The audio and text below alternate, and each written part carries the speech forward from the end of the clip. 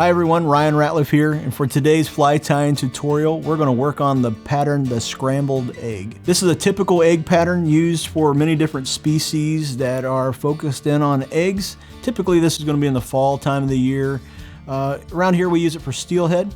I've used this for salmon, I've used this for brown trout in certain situations. Of course, rainbow trout, they love this. They love a fly like this. Basically, any color combination can be done.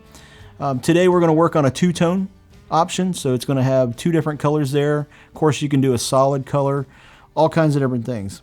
A couple things that I like to focus in on, and I'm not going to give you too many secrets. I like to use a fluorescent colored thread. So anytime I'm tying this, doesn't matter if I'm using fluorescent yarn, if I'm using more pale or washed out color, pastel colored yarn, I'm going to use a fluorescent color thread. That could be orange, pink, chartreuse, whatever other fluorescent colors you can come up with. Whatever vise you're going to use, you need to make sure that it can definitely hold some pressure. You are going to put some tension on here, not as much as you would with the glow bug, but you are going to put some pressure on there. If you have a pedestal, then that's fine. Just need to make sure that you only pull down, not toward you, because it'll tip. The main thing that you want is you want a short shank hook. It could be a scud style hook, like a curved hook, or it could be a straight eye. Today we're going to focus with the 1520. This is just a super short shank down eye hook. It doesn't have to be a down eye. It could be a straight eye again. Another one I like is the X120. It's been kind of hard to get, but Daiichi also. But the TMC 2457, 2487 is a little too light. The 2488H, there's a lot of different options there. You can always give us a call and we can help you sort out if you have them or if you need to get some. All right, let's go ahead and get started tying the scrambled egg. All right, so I chose the 1520 short shank Daiichi hook. Let's go ahead and put it in the vise here. I don't need a big platform for this fly, so just a short shank is fine. If you have a curved shank hook, that's totally good too. X120 is another one of my favorites. Sometimes they're hard to get, but it's a good one. The 2488H or the 2457 from TMC, those are both great. So thread I'm choosing is the UTC. This happens to be a fluorescent orange color. You just want, again, you want a fluorescent colored thread that's contrasting to your egg. So let's go ahead and get it started. Just typical, put it at the eye of the hook, work your way back, trim off your tag. The tie-in point, or where we're going to start with this fly, is back even with the barb. On this specific hook, it's going to be even with the barb there. If you have a scud hook, it might be a little bit farther past the barb. All right, so I'm choosing the glow bug yarn, and this happens to be the micro size. This, you can use regular size glow bug yarn like this, and I'll show you how to prep that compared to this. I like to do it in a two-tone color, and it kind of just shows you that you can make up all kinds of different colors as you want. But basically this stuff is going to come in a nice big noodle. I don't know what else you would call it. Some of it gets twisted kind of tight there. I'll show you how to fix that in a second, but this happens to be nice and fluffy here. This piece here happens to be that, but see how it gets real twisted right there. So I'm going to show you how to make it so it looks similar to this. So if I was going to use this piece here, I'd cut off maybe about 4 inches or so. That's way more than 4 inches, but I want to show you this. So we call this kind of like dready piece here. It's all twisted up. To fluff this up, you just grab it with your thumb and pointer finger and just rake it through here. Just keep on going. You'll pull some fuzz off the end, but you'll start fluffing it up. You can see it starting to get kind of bigger there. And you basically just rake this through there. You can get real fancy and pick it with your bodkin, but you're basically just fluffing it up like that. If it doesn't work like that, find another spot that does it. So there's a bunch here. You get a whole bunch of it. You can use that smaller piece for little hot spots if you wanted to on different eggs. So some of them are like that a lot. Some of them aren't. So you kind of have pieces that are off and on. The other thing you can do is get a big bag of glow bug yarn like this And again, I'm going to use about this much, is about what I typically use. Have a hair scissor too. This is something that's real good for synthetics. Either a synthetic scissor from Dr. Slick, or this is the Loon hair scissor. It cuts this material real well. This glow bug yarn, you can kind of peel it in half. Kind of pull pieces out like this. And on smaller eggs, I would use just half like this. If I was going a big salmon fly or salmon egg, then I might use, pick another color. So basically just split it and do two-tone. Maybe these two colors here that I have. Something like that, whatever you want to do. But basically you can peel this off. If you're doing real small ones for like trout, then you can peel it down even more. It's kind of like string cheese, I guess, is what it would kind of be like, that big glow bug yarn. So,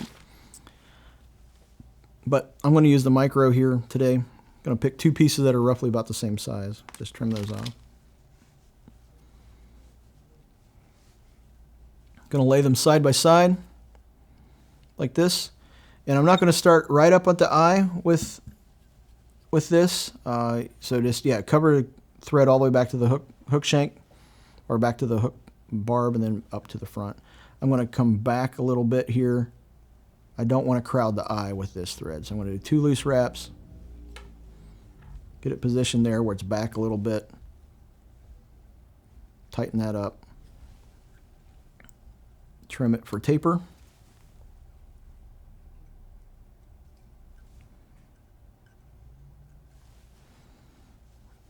Overwrap that. This doesn't need to be real pretty because you're going to cover that over, but then just pull it nice and even all the way back. Get some pressure in there. Okay. Again, I'm going to coat over this, so if you see some of the yarn exposed, it's totally fine.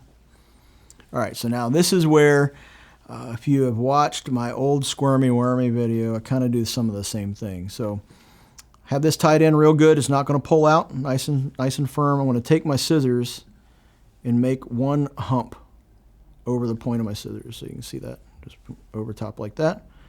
Once I do that, then I'm going to pinch it here. So let's do it all in time. Pinch it here. Then I'm going to wrap over top 1 time, 2 times. Make sure I'm doing good. Each one of these thread wraps are right there. Make sure it's the right size that I want. It is. So I'm going to give 1 more wrap there. Fold this back, and this is where that, keeping pressure on my thread as I come underneath there.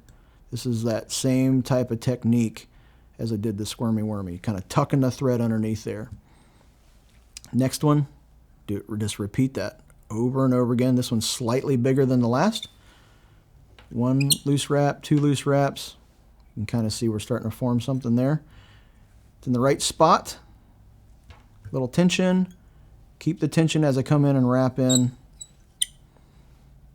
1, 2, 3. I'm all set up there. If you need to kind of cover up some of that yarn on the bottom exposed there, go ahead and do it as you go forward. This one, again, is a little bit bigger. This is the 3rd one. That one's going to be the biggest hump. 2 wraps. Again, check it. 1 more to lock it in. Pull this back under tension. 3 wraps there. Then progress as you need to. Now I'm going to start working my way down a little bit smaller. Next one there. 1, 2. Checking to make sure I'm not crowding the eye. 1 more to lock it in. Under tension. 3 wraps there, and progress 1 forward. This one here is going to be my last one. So 5 humps all together. 1, 2, 3, 4. Then this is going to be the 5th one. Nice and small here. Over top. 2 loose wraps. Make sure everything's looking good. Not crowding the eye. 1 more wrap there. Fold this back. 3 wraps there. Now trim off your yarn. Trim it off nice and tight. Try not to pull too hard because you might pull that loop nice and you might pull this one small. Okay. I can see that there's some strings here. I'm going to trim that down now because I'm going to overwrap this a little bit close to the eye on this side, just from where that fuzz of the yarn is. So I'm going to trim that down there too. All right, so let's overwrap this and just make the head of the fly. Turn this so I can see what's going on that other side. Trim this down.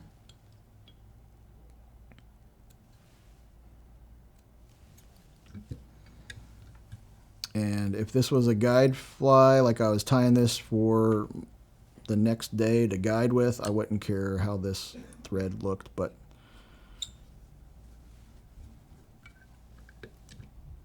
make the head not too horribly big. All right. Kind of fluff it there. Looks pretty good, nice and even, kind of like a hump. It kind of looks like a clown wig to me. I don't know why. Maybe I got a crazy mind. I don't know. But all right, whip finish, and then we're done. We're gonna add some resin on the bottom side too. So 2, 3. Do it again.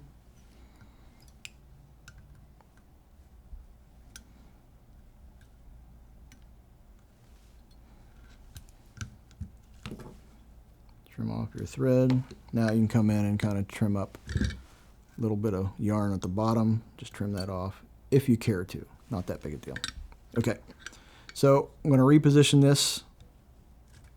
If you had a true rotary vise, you just turn it upside down. But using a Regal right now. Solarez thin. Just going to put some of this on there. Whatever resin that you have is fine. You can use head cement if you want to also. Just put a bead on your bodkin, coat that underside of the thread there. If you have some bone dry or some thin resin in other brands, then you can put that on there. I wouldn't use Loon Flow. It's going to be a little bit too thin. It might soak into your yarn, be like a sponge, so don't really want to do that, but kind of just want to get those bottom threads coated.